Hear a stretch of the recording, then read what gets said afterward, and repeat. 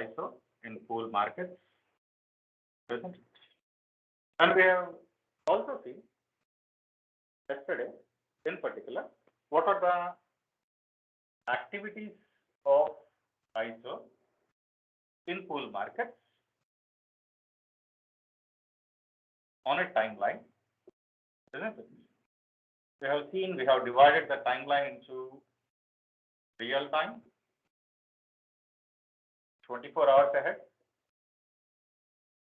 and after real time. Isn't it? We have classified all the activities of ISO into three groups: 24 hours ahead, real time, and after real time. So based upon that, we have identified what are the activities which were carried out by ISO, Independent System Operator, in a pool market. Isn't it? And in that process itself, we were discussing about the bids which will be provided by the generating companies for finalizing the generation. Isn't it? So the Independent System Operator, 24 hours ahead, he will be collecting bids from the GenCos.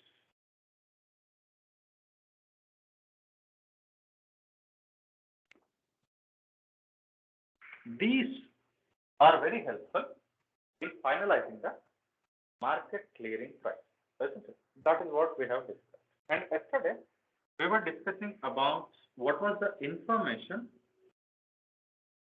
present in the bids, which will be submitted by GenCos. So yesterday we were discussing about information which will be present in the bids which are submitted by GenCos. We have seen that this information varies in different markets.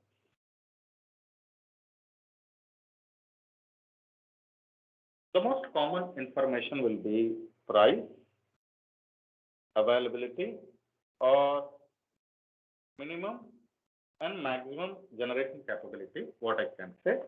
And sometimes some people, they will provide ramp rates and the start and stop times. And apart from this, some people, they will represent what is the reserve capacity if they do want to act as a reserve thing also. Apart from this, we have also discussed about unit commitment, isn't it? Who is responsible for, let us suppose if a GenCo is having number of units. So which unit is to operate? That is the process of unit commitment, isn't it? So who will decide the unit commitment? Whether it is the responsibility of GenCo to decide which unit is to be run, or it is a decision of the ISO which is to be done. So it is also varying in different markets. This is what we have discussed yesterday, isn't it?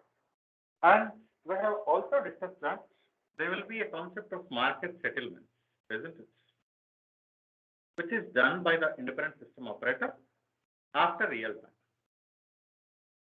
This is what we have been discussing yesterday, isn't it? So market settlement is nothing but collection of money for the services which are provided by these guys. Generators, they have provided power. Independent System Operator, he has managed the market. He has offered transmission services. He has offered additional services, which we call them as ancillary services. So for all these services, money will be collected. Transactions will be collected from financial settlements will be made between the buyer and the seller, and also by the ISO, Independent System Operator. So this is what is meant by market settlement. So market settlement is about settling the financial transaction after the delivery of the electrical power. So in this process, yesterday we have discussed that there are two important things which are generally considered while we are going with market settlement, isn't it? And what are those two things in the market settlement? One is maximization of the social welfare.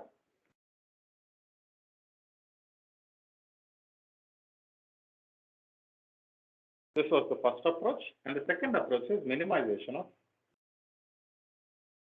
consumer payments. consumer or customer payment. So this one takes into account the GenCos and also the customer. Whereas the second one, it takes into account only the consumer point of view and thereby aims at reducing the price of the electricity for the customer. But most of the markets, they are employing this first phenomenon where there is a higher chance of getting profitability for both GenCos and also the customer. Okay. So now we will be discussing about how this market settlement is represented. How market settlement is represented.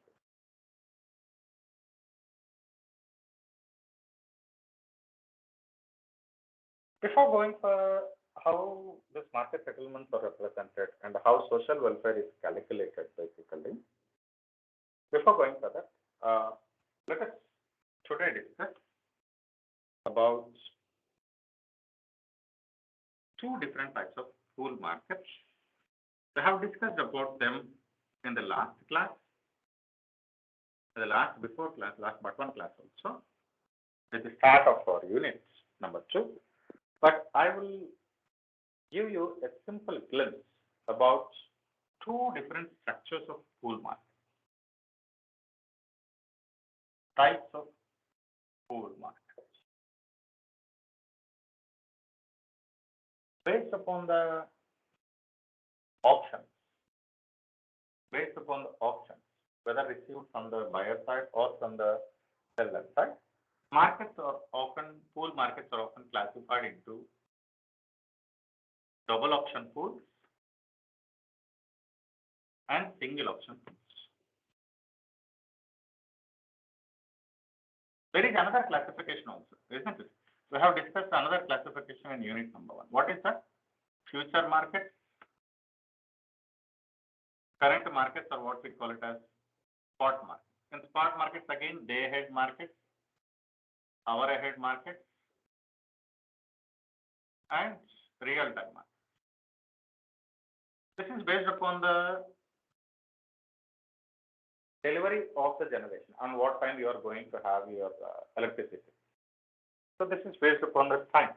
Whereas this is based upon the number of options from the areas where you are receiving. Double auction pool and single auction pool. Now we will concentrate only on these classifications. What do you mean by double auction pool and what do you mean by single auction pool? So first of all, we will go with the double auction pool, which we have been discussing already. We have discussed about these things in double auction pools in our unit number 1 also. Double auction pools. In double auction pools, the important thing is that bids are received from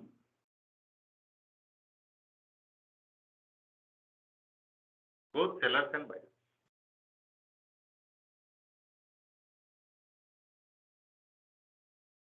The buyers that provide bids for demand, the bid which is being provided by the buyer, it is called as a demand, electricity demand, whereas it represents the electricity supply.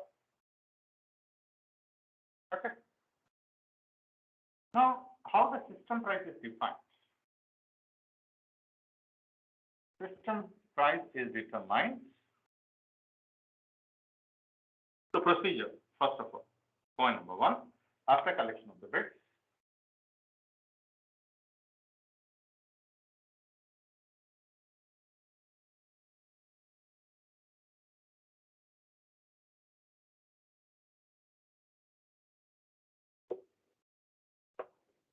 this is what we have done earlier also. We have done problems also, isn't it? So all the supply bids, they are placed or I like it as stacked in increasing order. This is the best way. Stacked in increasing order. Whereas demand bids,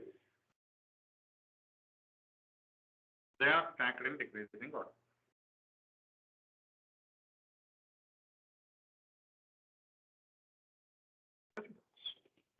So all the supply bids are stacked in increasing order and demand bids are stacked in decreasing order.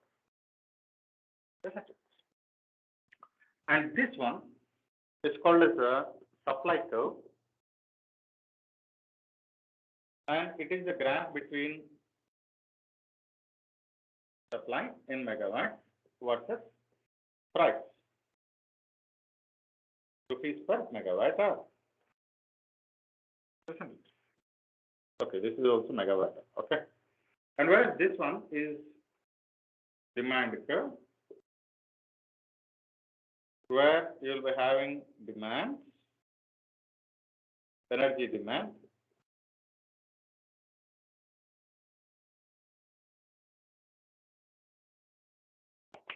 so first of all, you will be receiving bids, and you will be stacking all the supply bids in increasing order, stacking in decreasing order. The demand bid, this one is called as a supply curve, this one is called as a demand curve. And next is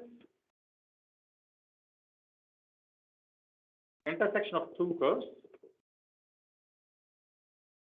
Use the point of, use the market clearing price. Market clearing price is obtained at the intersection of these two curves. So here, bids are normally termed as auctions in markets.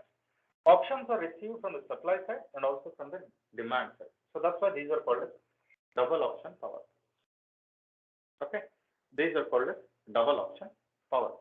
Now to represent it in the figure format, we have done problems also on these things. Supply. Let us suppose this is megawatt hour and this is rupees per megawatt hour. How the supply curve will be? The supply curve will be like this, isn't it? All the bits, they will be stacked in increasing order. The next is demand curve. How it will be? It will be like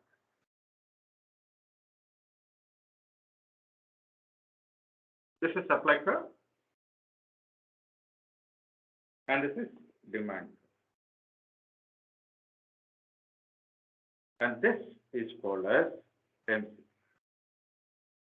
This is called as MCP. And this is called as market clearing volume. This is what we have discussed in unit number 1. Isn't it? What is this one? This is demand curve. So what does it consist of on y-axis? This is the price by the customer. Alright. Customers offering price. These are the prices which are demanded by the generator. These are generator demand prices. These are customers offer price. The purchasers, the customers, they are bidding these. Here the seller or the power provider, they are bidding these. And the intersection of these two gives a market clearing price. Understand? And this is called as market clearing volume. And this is the volume which is clear for the time duration. Okay. So if you carefully see this, this area,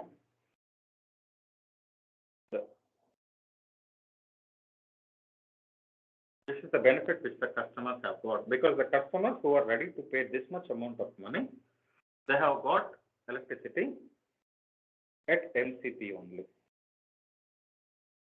These customers, they are clear to get the volume, but at a lower price when compared to their bid.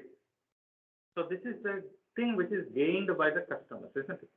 Now here, if you carefully see, generators were ready to provide their power even at this rate also, but they have got an extra price here, isn't it? MCP. So this is called as, even up to, this is called as the profit which is gained by the generator, isn't it? So now, if you carefully see, the GenCos who offered lower price, now they are getting benefit. And the purchasers who are ready to pay higher rate also, they are also getting benefit. And this area represents a social welfare function.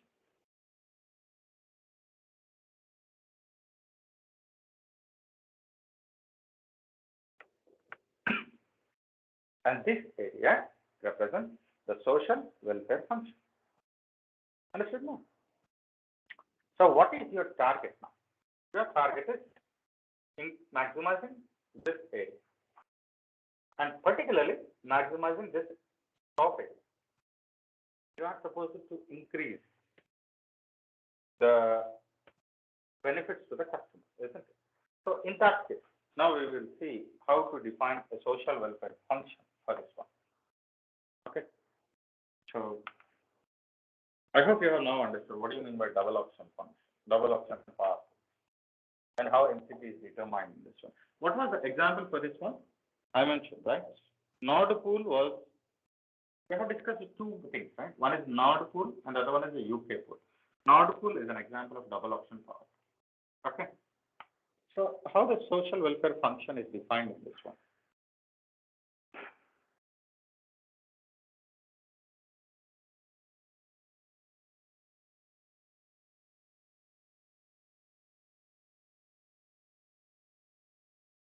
Let's see how a social welfare function is defined. Let J be the social welfare function.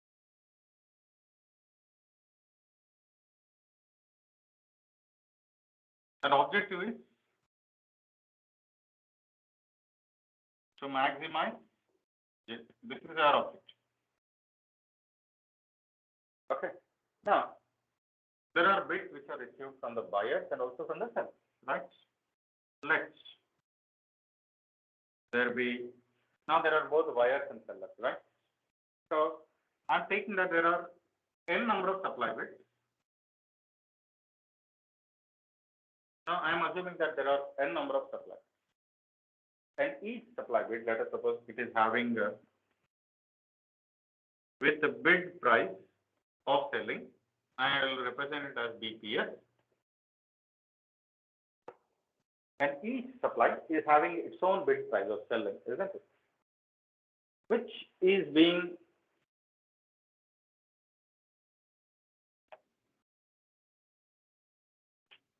with let there be n supply bids. These bids will be supplied by, provided by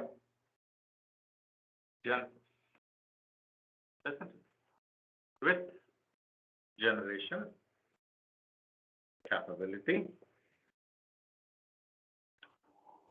What is the amount of generation which they can provide? Now let us suppose the amount of generation which they can provide, I am representing it as PG. Okay. So now, therefore, total cap is equal to sigma I is equal to 1 to n PGI into, okay, this is the amount of power and this is the rate at which they are expecting. Okay, this is the regarding the supply. Now, let there be, I'll take it as M demand, each with okay, with the bid price of buying, I'll represent as BPB, okay, provided by the buyer. This information is generally provided by the buyer, isn't it? With requirements of speed. So now what is the here? Total demand is equal to sigma I is equal to 1 to n. This is M, right? I'll take it as J. J is equal to 1 to M. This is PD, right? PDJ into bid, but bid price of buy. Okay. I'll represent as right? I'll represent as demand, okay?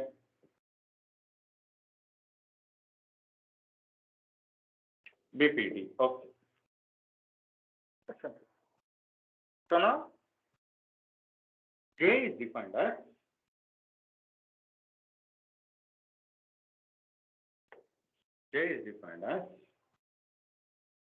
sigma J is equal to 1 to M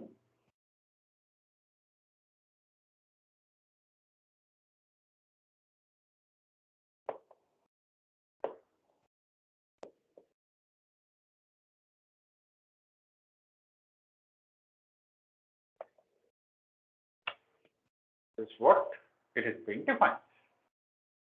This is J. Okay. Now, your target is maximizing of J, which means that you are supposed to maximize this one and minimize this one. So now, in the graph I have shown you, right? Now, what did I show you in the graph?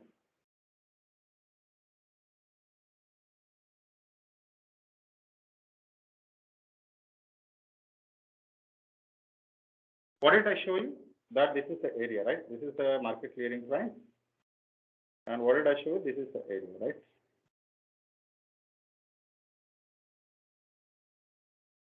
Sir, మరి దీనికి ఎట్లా equate అవుతుంది sir?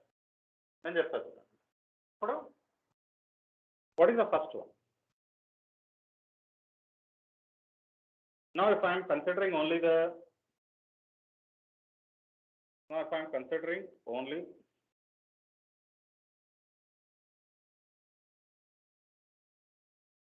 the supply curve, right?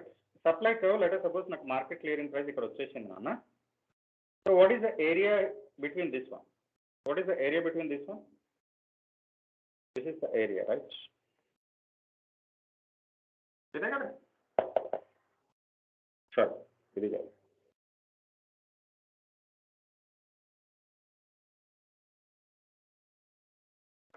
ఇది market clearing price నాన్న. This is the price which is being provided by the supplier, and this is the quantity. So I am multiplying these two. So this is the area. Now, if bids are there from the buyers also, so now if I take down this one,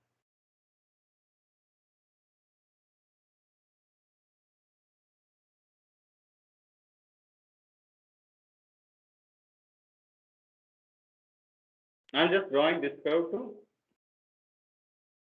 x-axis. So ఇప్పుడు ఏం చేయాలి? ఇది ఈ curve ఏంటంటే slant line, ఈ curve ఏంటన్నా అంటే ఈ క్రాస్ లైన్. సో దీంట్లోంచి తీసేస్తేనే ఆటోమేటిక్ ఏమవుతున్నారు? ఈ ఏరియా వస్తుంది. This is what I can calling it as J. J must be benefit.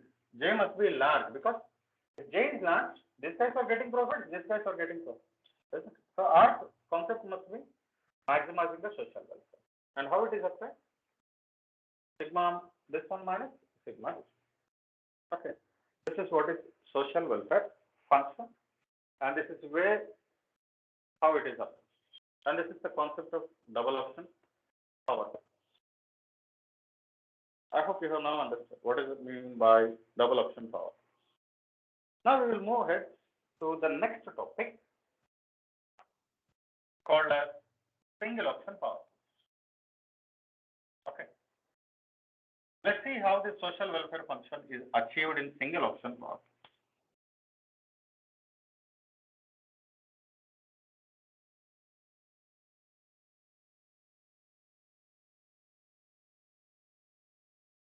So now we will go with single option power. Okay.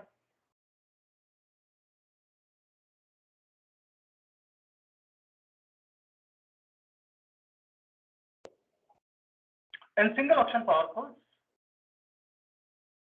bids are received from only supply. Bids are received only from the supply, or what we call them as general. Only they will submit their bids, and these bids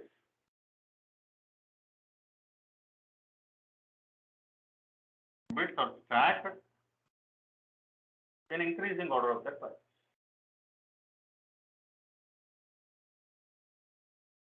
This is what we do, right?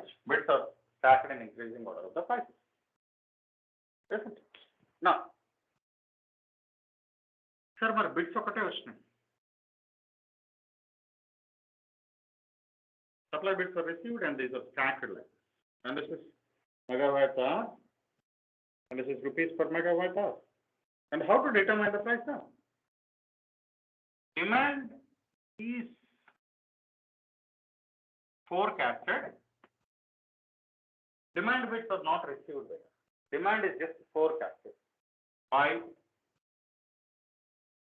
suitable participants. Suitable, I can write, or I can write eligible also. Most of the times what discounts, they will just give information that this might be the demand. They won't give a bid price that we are going to purchase this amount of power. What they will give is nothing but, okay, this might be the demand. So instead of receiving the bids from the demand, we will receive only a single forecast information of demand as a forecasted demand. Independent of price. ఈ price కొనుక్కుంటానికి concept లేదు కదా. What they will mention is, okay, this might be the demand. So the demand, this is demand.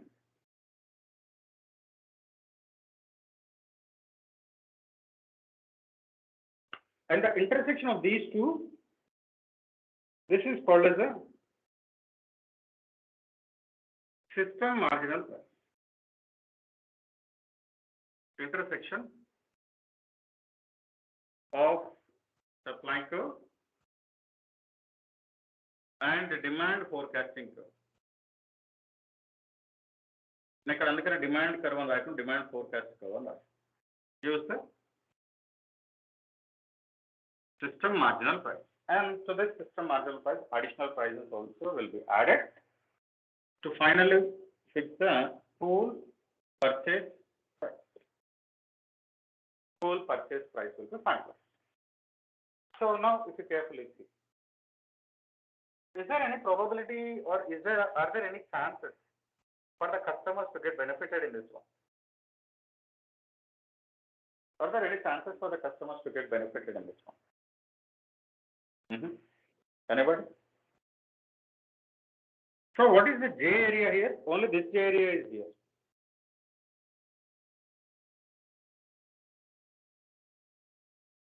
There is no supply curve, right? Sorry, there is no demand curve. So only J is only here. So how J is obtained, guys?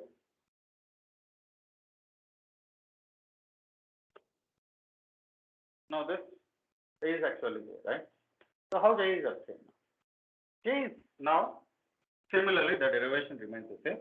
Now there are no what we call it as demand bits, right?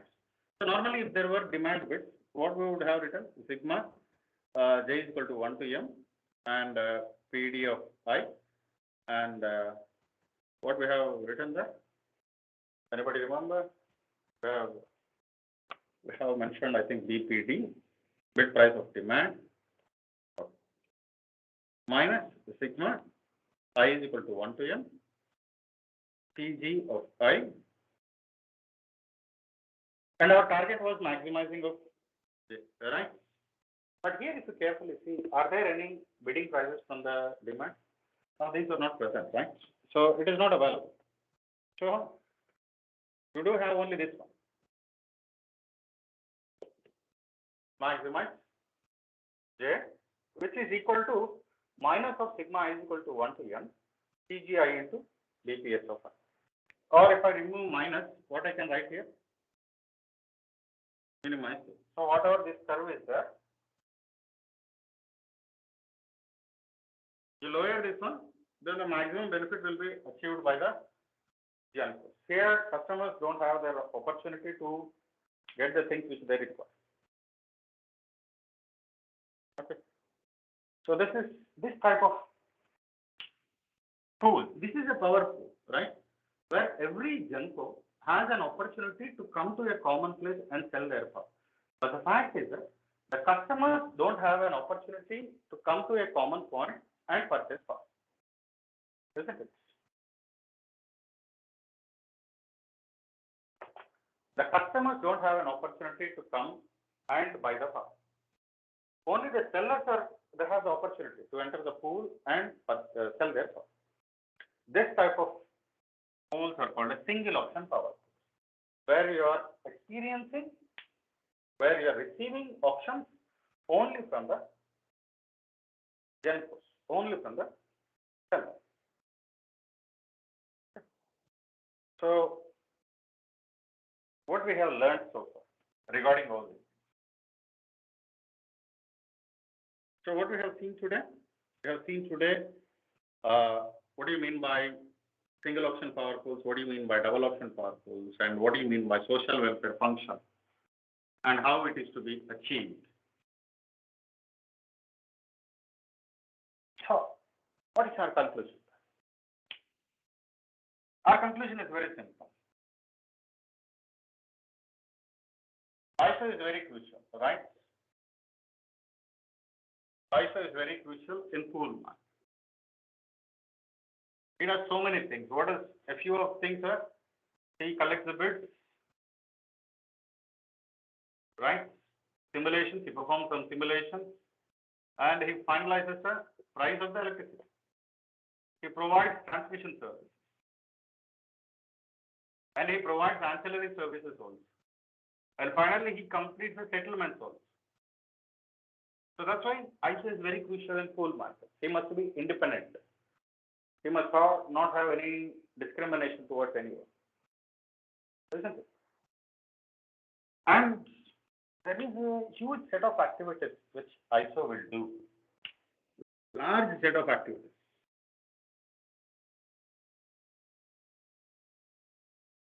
And they will be classified.